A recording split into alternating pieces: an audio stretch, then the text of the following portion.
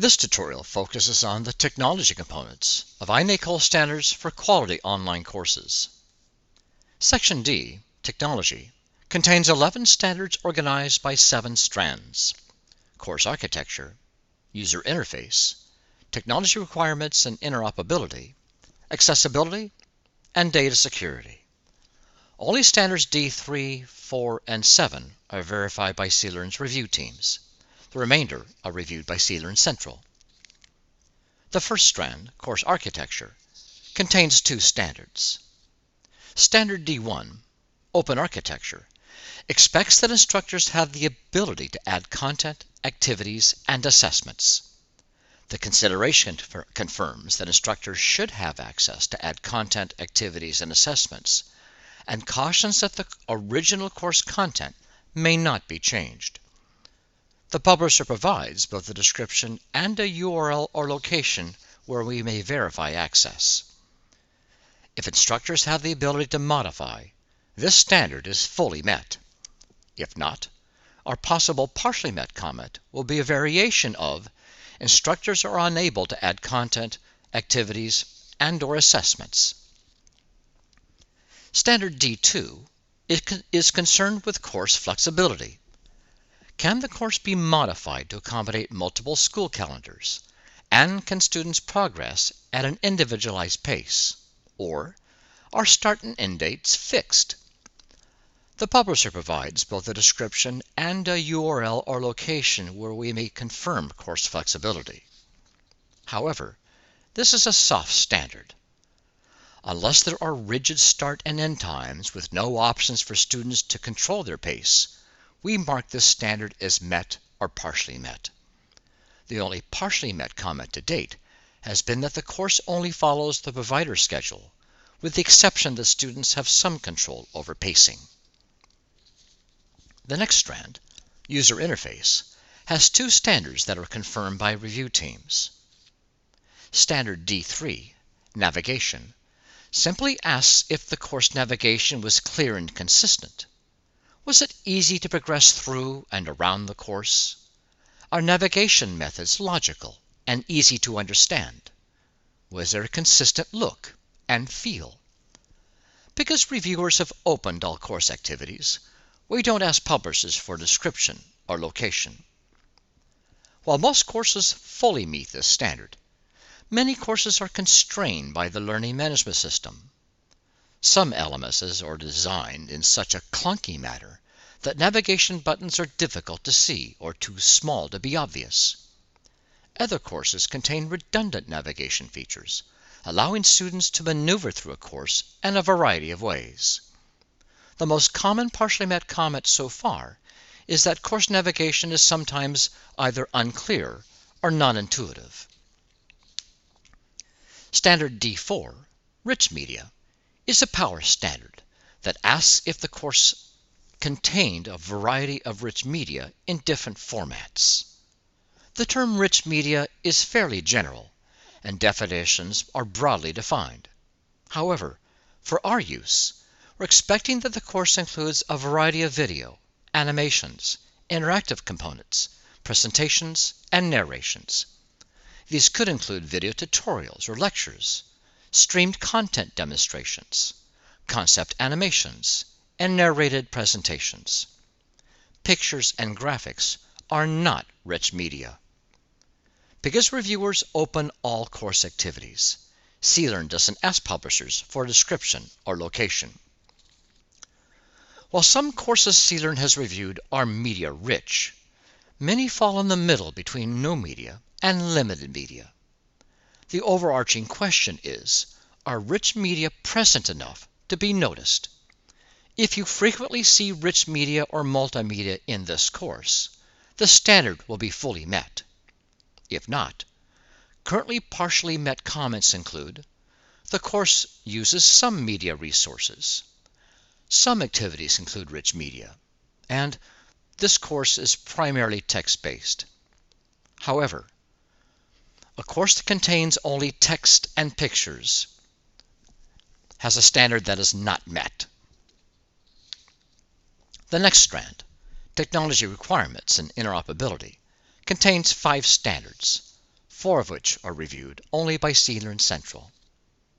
Standard D5, Technology Requirements, simply asks if the technology requirements are specified.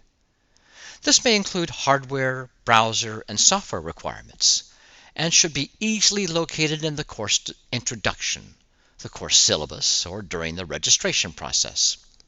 However, we don't ask publishers for the URL or location where we may find them. We rarely find a course that has no information about tech requirements. However, sometimes requirements are either incomplete or are difficult to find.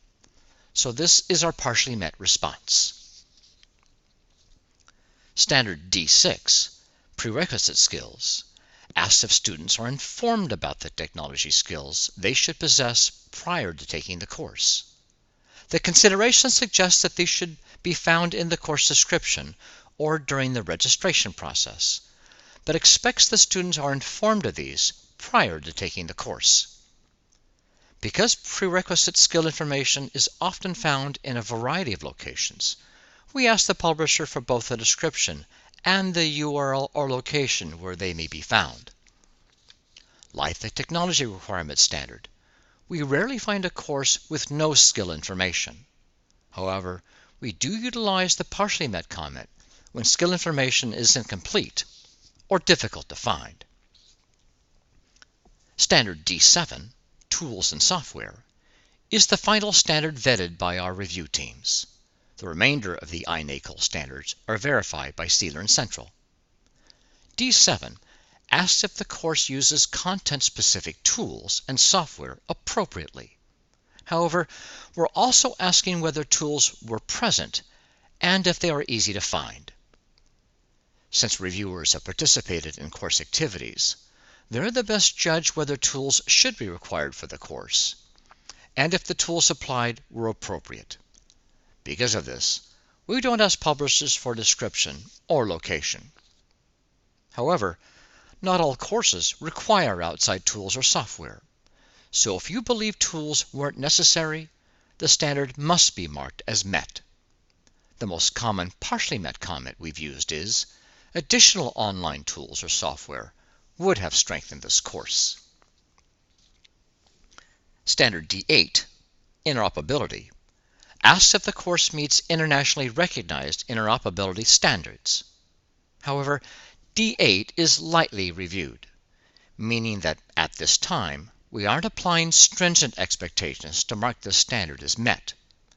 We do expect that in the future, all courses will have the capacity to be ported to a variety of learning management systems, not just on the publisher's LMS. Sharing of other information between the LMS and the district student information systems is also a future expectation. However, if publishers indicate some form of interoperability in their description or location, we mark the standard as met. At this time, CLearn only marks D8 not met if publishers provide no information. There is no partially met comment since courses are either portable or they are not. Standard D9, Copyright, asks if the publisher has provided the copyright status of course materials. While we do ask publishers for the URL or location where they may find copyright status, this standard is usually fully met or not met. The only time we add a partially met comment is when copyright information is difficult to find, despite the publisher's directions. The next strand, Accessibility, contains one power standard, which is the most common cause of courses not being CLearn certified. It is also the easiest to remediate. Standard D10, Student Access, expects that all course materials are accessible to all students, period. Using expectations from Federal 504 and 508 provisions and W3C accessibility guidelines, our consideration states that all web pages and instructional materials are accessible to the visually impaired. While we do ask publishers for a URL or description where we may find evidence, we're currently limiting our expectations to 3 items. Do videos and audio narrations have transcripts or closed captions? Do pictures have alt tags? And do web pages have navigation breadcrumbs? If so, D10 is fully met. D10 may not be partially met. Possible not met comments include: videos do not have closed captions or transcripts, or X is not provided, where X is one of the three options above.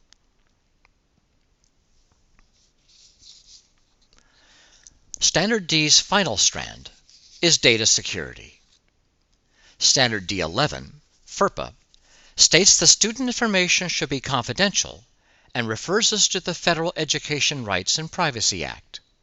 This power standard expects that the course complies with FERPA and that information is posted within the course. Publishers provide both a description and URL or location where confidentiality information may be found. As with D10, the standard is either fully met or not met. This concludes the CLearn tutorial on Section D, Technology.